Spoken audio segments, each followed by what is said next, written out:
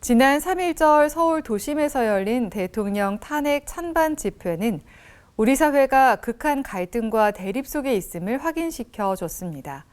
지금의 분열 상황이 계속된다면 우리 사회는 어떻게 될까요?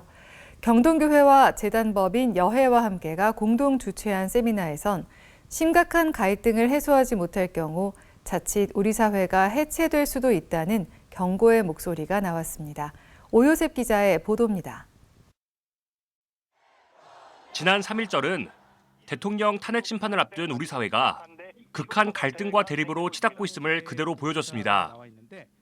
탄핵 찬성과 반대 집회 참가자들은 저마다 현 시국에 대한 입장을 내세우며 집회를 벌였습니다. 우려했던 충돌 없이 3.1절 집회가 마무리됐지만 집회 현장에서 들려온 극단적인 발언들은 사회 안정과 평화를 바라는 모든 이들에게 커다란 근심을 남겼습니다.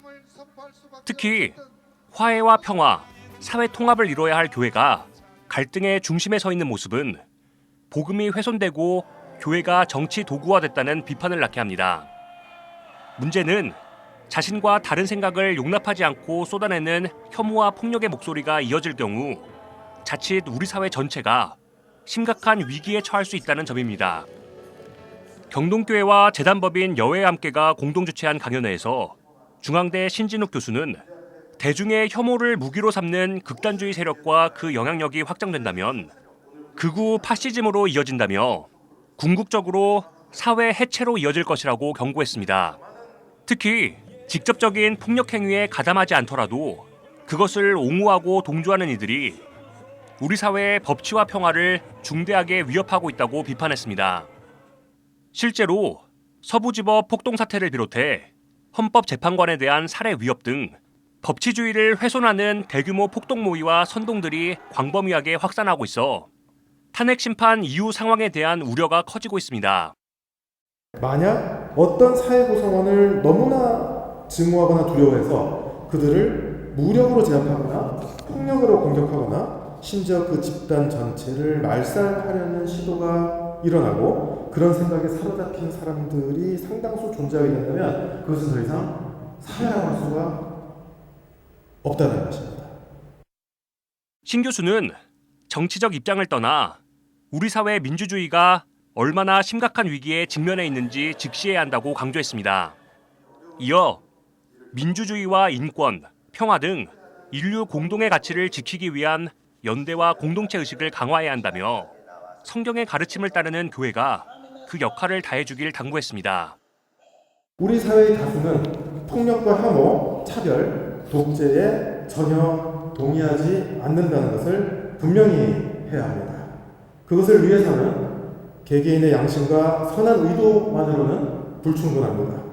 우리는 언제나 연결되어 있어야 하고 서로를 돌보는 공동체여야 하며 필요한 경우에 그리고 가능하다면 보다 단단한 조직으로 서로를 보호해 줄 수 있어야 합니다. 신 교수는 온전한 의미의 보수는 사회의 법과 질서, 제도와 규범을 중요시한다면서 보수주의가 극우 세력에게 주도권을 넘겨준 것이 상황을 악화시켰다고 분석했습니다.